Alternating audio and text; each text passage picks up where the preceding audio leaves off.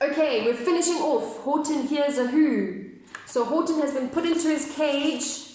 He's been taken away by the gang of Wickersham brothers. And he's shouting to the speck of dust, try one more time, guys. Try to make a loud noise. The mayor grabbed a tom-tom. He started to smack it. And all over Whoville, they whooped up a racket. They rattled tin kettles. They beat on brass pans, on garbage pail tops and old cranberry cans. They blew on bazookas and blasted great toots on clarinets, oompers and boopers and flutes. When they say bazooka, they don't mean a gun. They mean a type of instrument. They're trying to make as much noise as they can. Great gusts of loud racket rang high through the air. They rattled and shook the whole sky. And the mayor called up through the howling, mad hullabaloo, "Hey, Horton, how's this? Is our sound coming through?"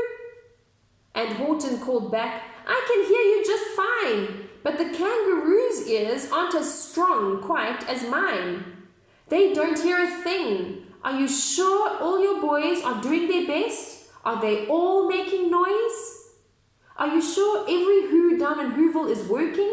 Quick, look through your town. Is there anyone shirking?" They're trying their best. Oh, that looks like a noise. Through the town rushed the mayor from the east to the west, but everyone seemed to be doing his best. Everyone seemed to be yapping or yipping. Everyone seemed to be beeping or bipping, but it wasn't enough. All this ruckus and roar. He had to find someone to help him make more. He raced through each building. He searched floor to floor. Shame he's running around like crazy.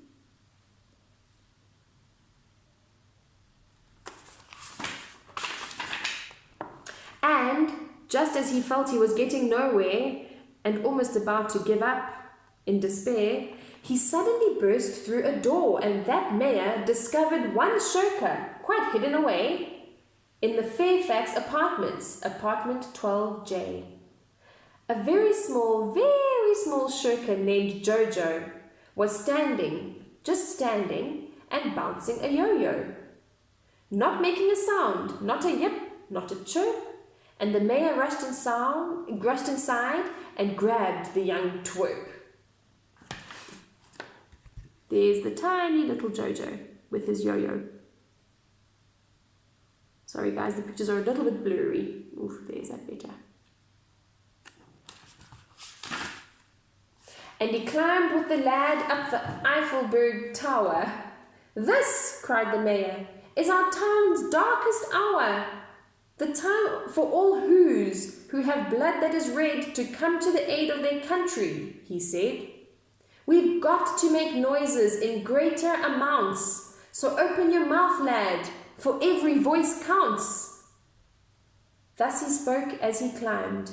When they got to the top, the lad cleared his throat and he shouted out, "Yup!" There he is shouting out, "Yup!" Can you see him? The mayor's holding him up.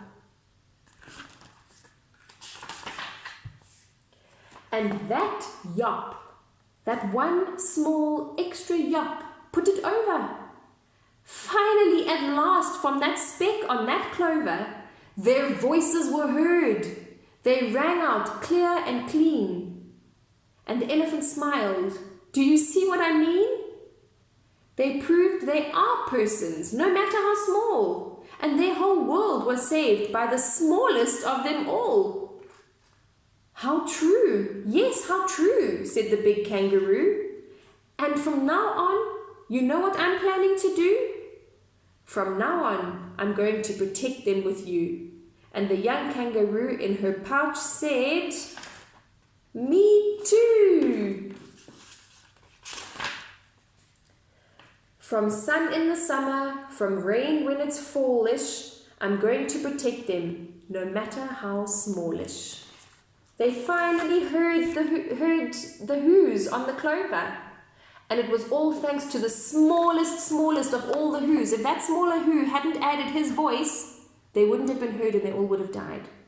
Isn't that a wonderful message, guys? Your voice, even if you think it's very small, your voice is actually very loud and you must use it. Okay.